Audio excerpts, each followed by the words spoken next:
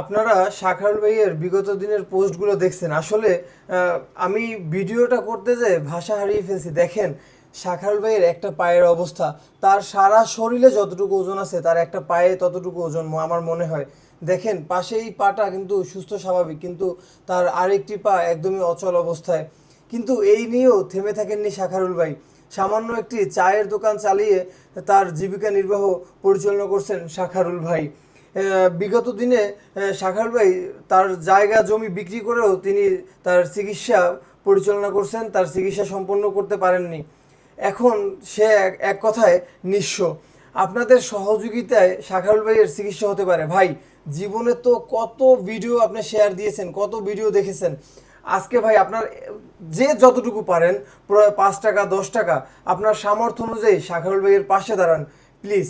আর যদি কেউ সাহায্য করতে না পারেন ভাই, এই ভিডিওটা দয়া করে একটু একটা বার আপনারা শেয়ার দেন। শাখারুল ভাই সুস্থভাবে বাঁচুক, শাখারুল ভাইয়ের চিকিৎসা হোক।